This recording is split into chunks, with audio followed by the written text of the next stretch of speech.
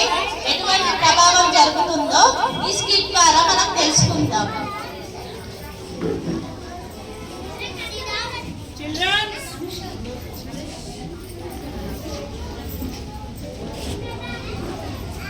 వచ్చేసారా మీరందరూ?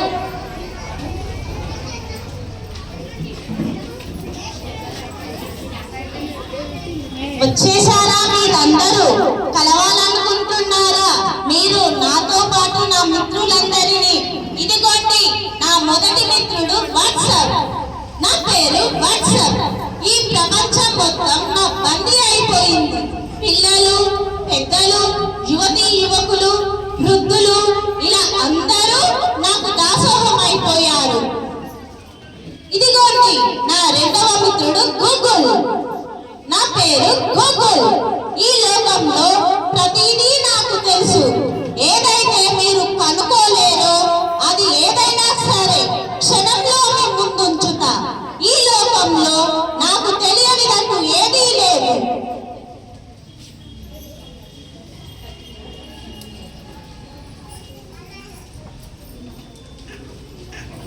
ఇదిగోండి నా మూడవ మిత్రుడు టిక్ టాక్.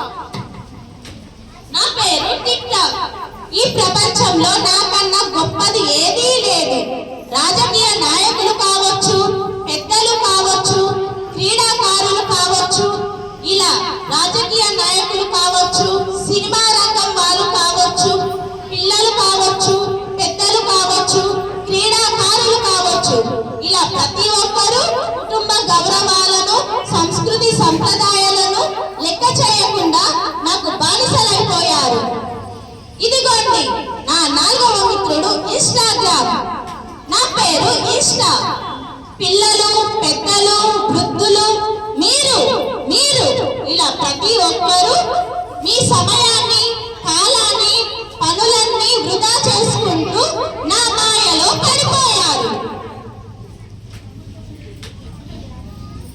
నేనెవరో మీకు తెలిసే ఉంటుంది కదా, అదే నా పేరు ఫేస్బుక్. నాతోనే ఈ సాంఘిక ప్రసార మాధ్యమాలన్నీ వచ్చాయి. వీటన్నిటి వల్ల మీరు నా చక్ర వ్యూహంలో పడిపోయి మీరు మీ జీవితంలోని ప్రాముఖ్యమైన కుటుంబ సమయాన్ని, కుటుంబ సంస్కృతి సంప్రదాయాలను విడిచి నాలో లీనమైపోయారు. వేచి చూడండి, త్వరలోనే మీరందరూ నా తోలుబొమ్మలైపోతారు. ఆ రోజు ఎంతో దూరంలో లేదు. పదండి చూద్దాం మన ప్రపంచం ఎలా మారబోతుందో.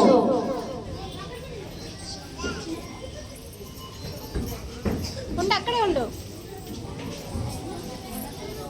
అమ్మా అమ్మా, నాకు రేపు పరీక్ష ఉంది.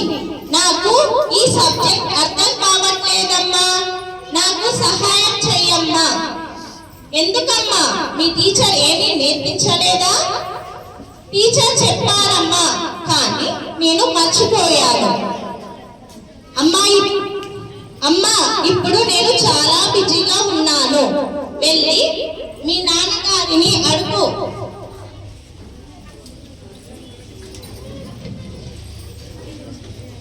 నాన్న, రేపు నాకు గణితం పరీక్ష ఉంది. దాంట్లో నాకు చాలా అనుమానాలు ఉన్నాయి.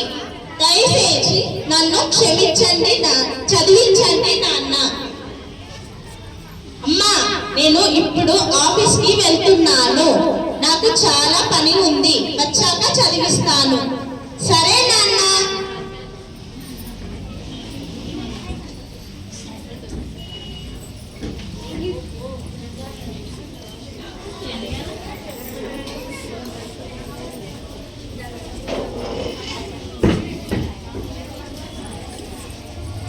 నాన్నగారు వచ్చేసారా? ఇప్పుడైనా మీరు నన్ను చదివిస్తారా? అమ్మా ఇప్పుడు నేను చాలా అలసిపోయాను. ఇక ఆఫీస్ పనులు కూడా చాలా ఉన్నాయమ్మా నాకు. లేకపోతే ఒక పని చెయ్యి, నువ్వు మీ అమ్మ దగ్గరికి వెళ్ళి అడుగు, నేను చదివిస్తుంది. సరే నాన్న. అమ్మా అమ్మా, నాన్న అలసిపోయారంట. నువ్వైనా నన్ను చదివిస్తావా? నాకు రేపు పరీక్ష ఉంది. సరే అమ్మా, నువ్వు నీ గదిలోకి వెళ్ళు, నేను వచ్చి నిన్ను చదివిస్తాను. సరే అమ్మా, నేను నీ కోసం ఎదురు చూస్తుంటా.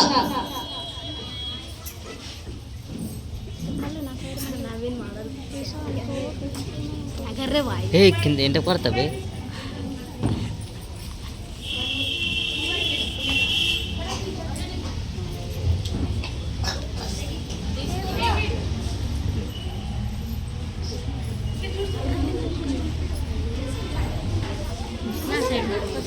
అయ్యో దేవుడా, నాకు ఆలస్యం అయిపోతుంది.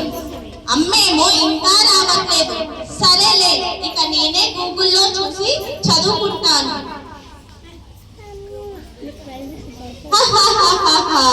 చూడండి, ఇలా ఇంకో పాప కూడా మా చక్ర వ్యూహంలోకి ఎలా రాబోతుందో. చూసారా, ఈ పాప మా వ్యూహంలో ఎలా పడిపోతుందో. అమ్మా అమ్మా, నాకు ఎలానో అయిపోతుందమ్మా. ఏమైందమ్మా? లేలే, ఏంటండి అలా చూస్తున్నారు? వెళ్ళి డాక్టర్ గారికి కాల్ చేయండి. డాక్టర్ గారు, చూడండి, మా పాపకి ఏమైందో ఉన్నట్టుండి పడిపోయింది. త్వరగా చూడండి.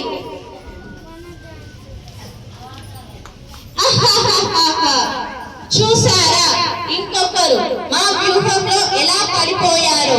ఇప్పుడు ఆమెని, ఆ పాపని ఎవరూ కాపాడలేరు. సాంఘిక ప్రసార మాధ్యమాల్లో మీకు వేలాది మంది మిత్రులు ఉండొచ్చు, కానీ వాళ్ళందరూ ఇప్పుడు కాపాడలేరు. మేమందరం శక్తిమాన్లము. ఇప్పుడు ఈ ప్రపంచాన్ని నడిపే విశ్వకర్తలము. మమ్మల్ని ఎవరు ఏమీ చేయలేరు. ఇలా మా మాయలో పిల్లలు, పెద్దలు, వృద్ధులు ఇలా అందరూ మా వ్యూహంలో చిక్కుకుపోయారు. ఇలా వీరందరూ మా కోసం వారి కుటుంబాలను సైతం వదులుకోవడానికి సిద్ధంగా ఉన్నారు. కానీ మమ్మల్ని వదలరు, వదిలించుకోలేరు. భయపడాల్సిన పనేం లేదు. ఉదయం నుండి సాయంత్రం వరకు ఫోన్ ఉపయోగించడం వల్ల మానసిక ఒత్తిడికి గురయ్యి ఇలా అయ్యింది. తనకి కావాల్సింది మొబైల్ ఫోన్ కాదు, మాత్రలు కాదు, మీ యొక్క ప్రేమ, సమయం, ప్రేరణ ద్వారా తను తన స్నేహితులతో, కుటుంబ సభ్యులతో సమయాన్ని గడిపితే తను మామూలు మనిషిలా ఎప్పటిలా అయిపోతుంది. ధన్యవాదాలు డాక్టర్. ఇలాంటి పరిస్థితులను చూడాల్సి వస్తుంది అని ఎప్పుడూ అనుకోలేదు. కుటుంబ సభ్యులతో గడపాల్సిన కాలాన్ని సాంఘిక ప్రసార మాధ్యమాలతో వృధా చేస్తున్నారు. ఇలా అమూల్యమైన కాలాన్ని మన కుటుంబ సభ్యులకు ఇవ్వాలో ఆ సమయాన్ని సాంఘిక ప్రసార మాధ్యమాలు ఉపయోగిస్తూ వృధా చేస్తున్నారు. ఎదుటి వారి బాధని వేరే వారు తమ పైశాచిక సంతోషంగా మార్చుకొని దాని వీడియోల రూపంలో ప్రచారణ చేస్తున్నారు. సాంఘిక ప్రసార మాధ్యమాల వలలో చిక్కుకొని తమ కుటుంబ బాధ్యతలని, వారి యొక్క రక్షణలని చూసుకునే బాధ్యతలని మర్చి సాంఘిక ప్రసార మాధ్యమాల వలలోనే కాలాన్ని వృధా చేస్తున్నారు. నాకు అనిపించింది ఏంటంటే, మితంగా వాడవలసిన దానిని అమితంగా వాడితే పరిస్థితులు ఈ విధంగానే ఉంటాయి.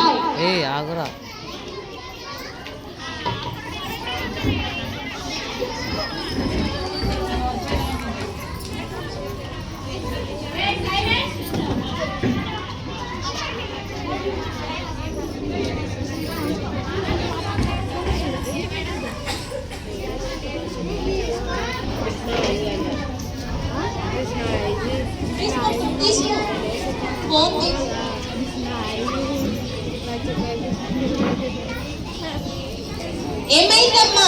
ఏమైనా ప్రాజెక్ట్ వర్క్ ఇచ్చారా? దానికి ఫోన్ చూడవలసిన అవసరం ఏముంది? నేను మీ నాన్నగారు ఉన్నాం కదా, మేము నీకు సహాయం చేస్తాం.